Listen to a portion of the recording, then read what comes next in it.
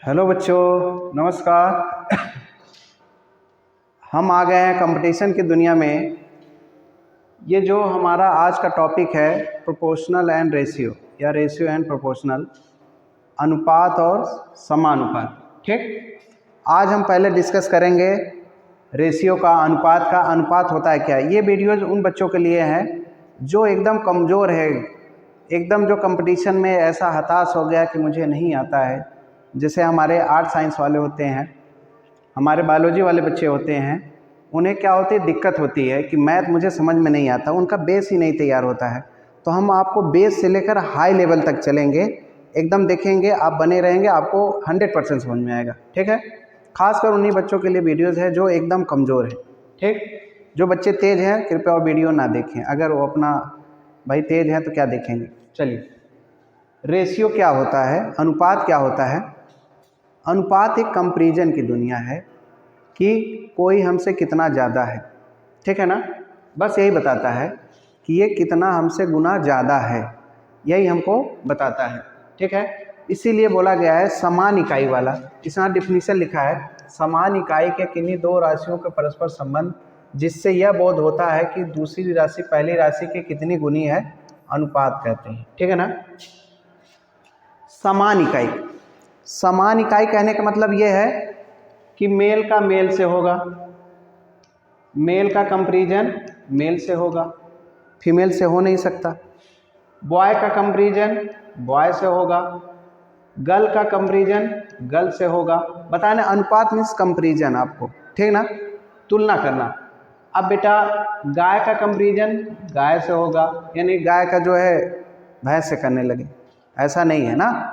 समान इकाई का मतलब हम आपको बताएं, समान इकाई मतलब अगर लीटर मीटर में है तो मीटर में ही, मीटर का मीटर से ही होगा, किलोग्राम का किलोग्राम से ही होगा, लीटर का लीटर से ही होगा। ये तुलना होगा ना, ऐसा नहीं मीटर का चले आए लीटर से तुलना करने, ऐसा नहीं। समान इकाई, अगर हमें किलोग्राम में नाप रहे हो, जो सामने वाले का कंपैरिजन कर रहे हो उसको भी क्या करो, किलोग्राम में ही पहले बनाओ। ठीक, तब जाकर के हम तुलना कर पाएंगे, तब जाकर के एक संबंध बनेगा। संबंध बनेगा तभी हम क्या कर पाएंगे, तुलना कर पाएंगे, कितना गुना है, कितना ज़्यादा है, ये हम कर पाएंगे। ठीक है, ये हो गया समान इकाई का मतलब हो गया। ठीक है, इसे हम इस दो डॉट से हम डिनोट कर सकते हैं, ऐसे इसे इससे प्रदर्शित करते हैं। ठीक है, अनुपात की इकाई कुछ नहीं होती है, अनुपात की बोलो कुछ इकाई होती है तो ये कुछ नहीं होती। आप ही सोचो, जैसे एक लड़का है 5 केजी का है, दूसरा लड़का है वो आपका 10 केजी का है, ये भी 1 केजी ये भी केजी। और आप जानते हैं कि जो आपका अनुपात होता है, मतलब A अनुपात B इक्वल टू A/B होता है, A/B होता है।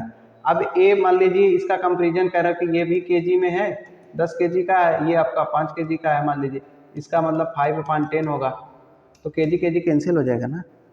जब केजी केजी कैंसिल हो जाएगा तो इकाई बचा क्या। तो कोई पूछे अनुपात की इकाई क्या होती है, तो अनुपात की इकाई कुछ नहीं होती है। हाँ, तुलना होता है, हाँ, इसको समान इकाई में नापते जरूर हैं, कंपैरिजन जरूर करते हैं, लेकिन काट पीट के कोई इकाई नहीं आती है। आप ही जब भी देखेंगे, जैसे 5 लीटर है और तुलना करेंगे 10 लीटर से, तो लीटर लीटर कैंसिल हो जा रहा है ना, तो कोई इकाई बच रहा है, कोई इकाई बच नहीं रहा है। तो कहने का मतलब ये है कि अनुपात की कोई इकाई नहीं होती है। इससे A/B को हम क्या ले सकते हैं, A/B। अब जो पहला पद होता है इसमें, इसको बोलते हैं पूर्व पद, अंग्रेजी में बोलते हैं एंटीसीडेंट, एंटीसीडेंट। और B वाला क्या होता है आपका, जो B है आपका वो अंतिम पद बोला जाता है, जिससे बोलते हैं कॉन्सिक्वेंट। क्या बोलते हैं, कॉन्सिक्वेंट। आप इतना समझ गए होंगे आई होप। तो हम क्या काम करते हैं, आगे चलते हैं। बस आपको जो मोटा मोटा हिसाब रखना है यही ध्यान में रखना है कि A/B है, क्या है, A/B है, A/B है बेटा, इसको हम A/B लिखते हैं। एक ध्यान ये रखना है, दूसरा ध्यान ये रखना है कि अनुपात में कि समान इकाई में हो, क्या हो, समान इकाई में हो, तभी हम रेशियो की तुलना कर पाएंगे, नहीं तो नहीं। बस ये दो आपको याद करना है बस।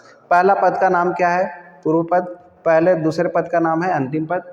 अंग्रेजी में चाहे ये लिख सकते हो या याद कर सकते हो जो इंग्लिश मीडियम वाले होंगे। ठीक, आगे चलते हैं, हम अनुपात के टाइप देखते हैं। हमारा अनुपात के टाइप क्या है। पहला अनुपात के प्रकार है, पहला टाइप है हमारा विलोमा अनुपात। विलोम विलोमा अनुपात, ठीक ना। मतलब उल्टा, अगर हम A और B का हम बोले अनुपात तो 1/A होगा, 1/B होगा, ठीक है ना। इसे हम क्या कहेंगे, विलोमा अनुपात। इसे हम चाहे आगे बढ़ा सकते हैं, इन दोनों का एलसीएम ले लीजिए। एलसीएम क्या होगा, 12, तो 1/3 अनुपात 1/4, और इसका हम क्या काम करेंगे, इसका जो एलसीएम होगा उससे गुणा कर देंगे। तो यहाँ गुणा करेंगे तो 12/3 हो जाएगा, और ये क्या हो जाएगा बेटा, 12/4। कट कर देंगे तो 3 चौक 12 और 3 तिरिका 4 3 12, तो 4:3। देखिए उल्टा आ गया ना।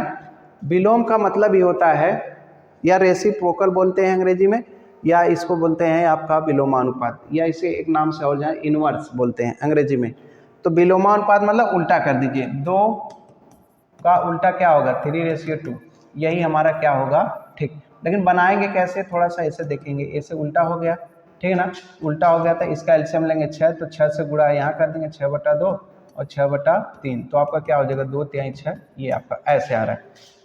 तो इससे रेशियो जो उल्टा करके मिलता है उसी को हम क्या बोलते हैं, विलोमानुपात। टाइप्स बहुत इंपॉर्टेंट है, इसे ध्यान में रखिएगा। दूसरा है हमारा इसमें जटिल अनुपात। क्या है, जटिल अनुपात। जटिल अनुपात कैसे निकालते हैं, जो हमारे पूर्व पद है, पहले ये तीनों का गुणा कर देंगे, 2 गुणे आपका 4 गुणे 3, फिर अनुपात लगाएंगे, जो अंतिम पद है अब उन्हें लेंगे। तो अंतिम पद लेंगे तो आपका क्या हो जाएगा, 3 गुणे 3 गुणे 5 हो गया। अब इसको जोड़ गुणा कर दिए, 4 दूनी 8 तिरिक 24, इसको 3 तिरिका 9, 9 5 45, ये आपका आ गया, ठीक है। इसको आप चाहे ऐसे लिख सकते हो, 24/45। अगर कुछ कट रहा है तो कट सकते, 3 8 24 हो जाएगा, और 15 3 45 होता है, तो 8:15 हो जाएगा, ठीक है। ये आपका जटिल अनुपात बोला जाता है। जटिल अनुपात कैसे निकालें, पूर्व पदों को गुणा कर दीजिए, फिर अंतिम पदों को गुणा करके रेशियो निकाल लीजिए, यही हमारा क्या होता है, जटिल अनुपात होता है। आगे चलते हैं।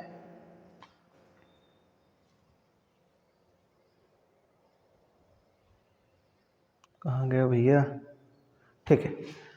द्विघात अनुपात, द्विघात अनुपात इसको बोलते हैं द्विघात अनुपात में डुप्लीकेट रेशियो, डुप्लीकेट रेशियो। जैसे हमें A और B और C का हमें क्या निकालना है, द्विघाती अनुपात या डुप्लीकेट रेशियो निकालना है, तो हम इसका वर्ग कर देंगे। एग्जाम्पल में जैसे इसका A1 रेशियो 1:2:3 है, तो 1 का स्क्वायर 2 का स्क्वायर और 3 का स्क्वायर कर देंगे। 1 का वर्ग 2 का वर्ग 3 का वर्ग, 1 का वर्ग 1 हो जाएगा, 2 का स्क्वायर 4 हो जाएगा, 3 का स्क्वायर आपका 9 हो जाएगा। तो 1 2 3 ये तीनों रेशियो का वर्ग अनुपात क्या होगा, 1 1 4 9 हो जाएगा। क्या हो जाएगा, 1 4, बस वर्ग कर देना है बस, ठीक, बहुत ही सिंपल है। वर्गमूल अनुपात, वर्गमूल अनुपात कुछ नहीं करना है, आपको दिया है, चाहे 2 ठो दिया हो चाहे 3 ठो दिया हो, इसका वर्गमूल ले लीजिए, उसी क्या बोलेंगे, वर्गमूल अनुपात, या इसी को सब डुप्लीकेट रेशियो बोलते हैं इंग्लिश में, ठीक है ना। जैसे 81 है, 81 56 और 121 का हमें वर्गमूल अनुपात निकालना है, तो वर्गमूल ले लीजिए, 81 26 और 121 का। इसका जानते हैं 9 होता है, इसका 16 होता है, इसका क्या होता है 11 होता है, बस यही काम करना है, छोटा छोटा कॉन्सेप्ट है। त्रिघाती अनुपात, त्रिघाती मतलब 3 घात लगा दीजिए, ABC का हमें निकालना है त्रिघाती, तो तीनों घात लगा दीजिए। एग्जाम्पल में जैसे इसका त्रिघाती निकालना है, तो इसका 1 का घात 3 कर दिए, 2 का 3 और 3 का घात 3 कर दीजिए, तो आपका 1 का घात 3 करेंगे तो 1 हो जाएगा, 2 का घात 3 8 करेंगे, और 3 का घात करेंगे 27, तो 1:2:3 का जो त्रिघाती अनुपात होगा 1 8 27 रेशियो में होगा, ठीक है। आई होप समझ रहे होंगे। घनमूलानुपात, घनमूलानुपात मतलब सब ट्रिप्लिकेट रेशियो, ठीक ना। जब आपको दिया हो, आपसे पूछे घनमूलानुपात क्या होता है, इसका घनमूल ले लीजिए। घनमूल मतलब आपका ये हो जाएगा आपका क्यूब रूट, क्या हो जाएगा, क्यूब रूट। घनमूल, तो इसका हम घनमूल ले लेते हैं, इसका मुझे हमें क्या निकालना है, घनमूलानुपात, तो हम क्या ले लेंगे, घनमूल ले लेंगे। घनमूल ले लेंगे तो आपका देखिए 64 का क्या होता है, घनमूल 4 होता है, ठीक, और इसका 7 का क्या होता है, 729। ये किसका होता है, 9 का होता है, ये किसका होता है 125, 125 किसका होता है, 5 का होता है। तो ये आपका हो जाएगा 64 27 और 729 का 125 का जो घनमूला अनुपात होगा 4 9 और 5 होगा। आई होप आप लोग समझ ले होंगे। अपने कॉपी नोट्स में आप कंप्लीट कर लीजिए, उसको एक बार दो बार जो है कि रिपीट कर लीजिए। जहाँ नहीं समझ में आता है आप कमेंट सेक्शन में आप बता सकते हैं मुझे, मैं उसको दोबारा जो करने का जो प्रयास करूँगा, आपके बातों का जवाब देने का प्रयास करूँगा। धन्यवाद।